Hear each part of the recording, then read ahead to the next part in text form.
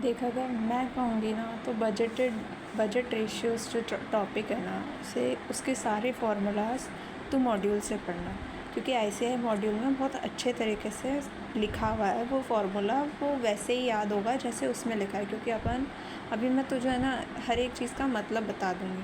अब जैसे budget ratios जो होते हैं वो मैं तब निकालती हूँ जब मेरा कोई प्लान होगा कि मैं इस प्लान के अकॉर्डिंग काम करूँगी और उस प्लान में इतने टाइम में इतनी यूनिट्स बन जाएगी, मैं इतना काम करूँगी। तो इस तरीके से मैं अपना प्लान बना रही हूँ।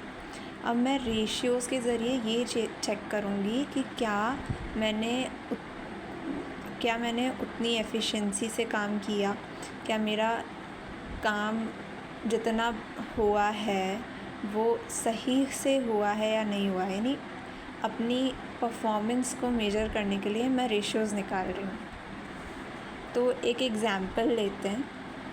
उस एग्ज़ाम्पल के अकॉर्डिंग मान ले मैं अपनी 100% से कैपेसिटी है, मेरी पूरी कैपेसिटी है कुछ यूनिट्स बनाने की कुछ समय में, ठीक है। मेरी कोई 100% कैपेसिटी है जिसमें मैं काम करती हूँ, लेकिन मार्केट कंडीशंस को देखते हुए मुझे ऐसा लग रहा है कि मुझे इस पूरी कैपेसिटी को यूज़ करने की ज़रूरत नहीं है। मैं अगर अपनी 80% कैपेसिटी पे भी काम करूँगी तो भी मैं अपनी जो डिमांड ऑफ प्रोडक्ट है उसे मीट कर पाऊँगी, तो ठीक है। मैंने इस साल तय किया है कि मैं अगले साल अपनी 80% कैपेसिटी पे काम करने वाली हूँ, ठीक है। अब मान लेते हैं कि मेरी 80% कैपेसिटी है कि मैं 8 घंटे काम करूँगी और उन 8 घंटे काम करने से मैं अपने 4 यूनिट्स तो तैयार कर सकती हूँ, ठीक है। यानी ये जो 8 आवर्स है ये मेरे बजटेड आवर्स है और ये जो 4 यूनिट्स है ये मेरी बजटेड आउटपुट है, ठीक है। मैंने सोच लिया कि मैं 80% कैपेसिटी पे काम करूँगी, ठीक है। मैंने मान लिया मेरे को ये काम करना है, मैंने टारगेट बना लिया। सेकंड चीज़ है कि मैं एक्चुअल आउटपुट कैसे निकाल रही हूँ। यार जब मैंने एक्चुअल आउटपुट निकाला ना मैंने जब एक्चुअल आउटपुट निकाला तो मैं पूरा 8 घंटे काम ही नहीं कर पाई किसी कारण की वजह से। यानी मेरी मशीनरीज ख़राब हो गई थी, तो यार मैं तो 7 घंटे ही काम कर पाई थी। पर पता है यार, मैंने तो सोचा था मैं 4 यूनिट्स बना लूँगी, पर मैं तो 3 ही यूनिट्स बना पाई। यानी मैंने काम भी पूरे टाइम नहीं करा और मैंने यूनिट्स भी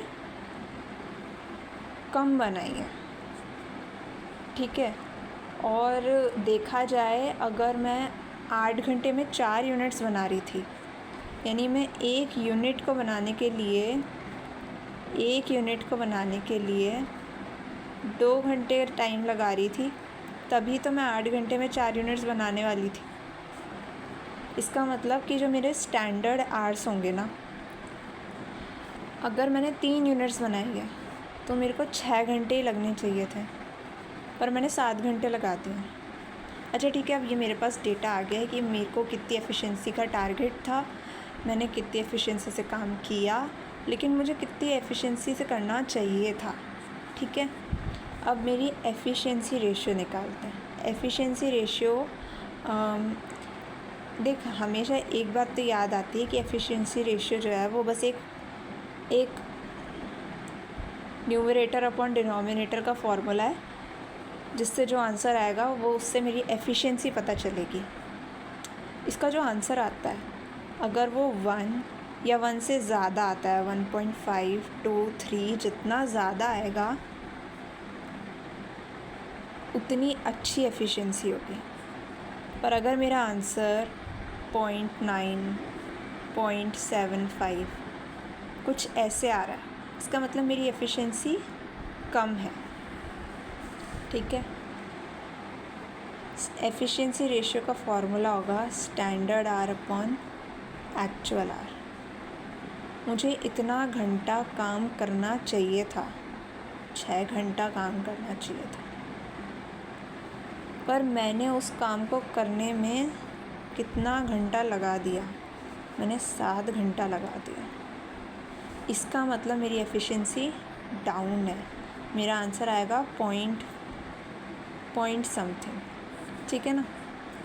तो ये तो होता है हमारा एफिशिएंसी रेशियो, जो ये बता रहा है कि आप दो चीज़ों के रिलेशन से, मेरे को इतना काम करना चाहिए था, यानी इतनी देर तक काम करना चाहिए था, पर मैं इतनी देर तक काम करती रही। इसका आंसर जो है पॉइंट में आएगा, यानी कि मेरी एफिशिएंसी कम थी। एक्चुअल आर नीचे होगा तभी वो बता पाएगा कि आपकी एफिशिएंसी 1 से ज़्यादा होगी या आपकी एफिशिएंसी 1 से कम होगी। अगर ये न्यूमरेटर से बड़ा है तो इसका मतलब मेरी एफिशिएंसी कम होनी है, क्योंकि वो पॉइंट में ही आंसर आएगा। और अगर ये न्यूमरेटर से छोटा है तो मेरी एफिशिएंसी ज़्यादा होगी, क्योंकि वो हमेशा 1 से ज़्यादा आएगा इसका आंसर डिवीज़न का। तो ऐसे अपनी एफिशिएंसी रेशियो याद हो जाता है। सेकंड, हमारा एक्टिविटी रेशियो। ये एक्टिविटी रेशियो इसमें लिखा है standard our upon budgeted hours. अब जो एक्टिविटी रेशियो होता है ना, एफिशिएंसी रेशियो तो ये बताता है कि मुझे ये जो काम मैंने किया 3 यूनिट बनाने का, वो 6 घंटे में करना चाहिए था, पर मैंने उसके 7 घंटे ले लिए हैं, यानी मेरी एफिशिएंसी कम थी। एक्टिविटी रेशियो ये बताता है कि यार मैंने तय तो 8 घंटे किया था ना, पर काम तो मैंने 6 घंटे ही किया है, 6 घंटे का ही काम किया है। बनानी तो मुझे 4 यूनिट्स थी ना, यानी मुझे 8 घंटे का काम करना चाहिए था, पर मैंने तो 6 ही घंटे का काम किया है। एक्टिविटी रेशियो ये बताती है कि वो आपके मशीनरी के ख़राब हो जाने से या आपके स्लो होने से, इन सब से इसको कोई मतलब नहीं है। एक्टिविटी रेशियो ये मेजर करता है कि आप कितना काम किया है, एक्चुअल आउटपुट कितना निकाला है। 6 घंटे का आउटपुट निकाला है ना, पर आपको निकालना तो 8 घंटे का आउटपुट था।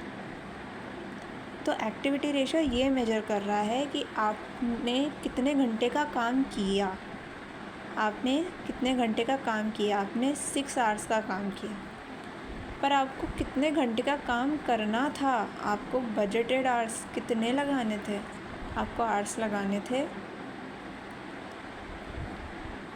8 आवर्स। तो ये मेजरमेंट जो लेकर आ रहा है वो हमारा एक्टिविटी रेशियो लेकर आ रहा है। एक्टिविटी रेशियो ये चीज़ें नहीं देखता है कि आपकी मशीनरी डाउन हो गई थी यार, आप 1 घंटा कम काम कर पाए, या फिर आप स्लो रह गए थे।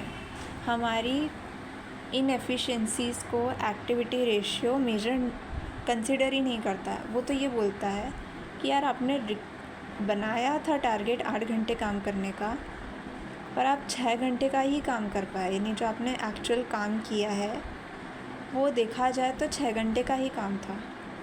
इस चीज़ को मेजर करता है अपना एक्टिविटी रेशियो।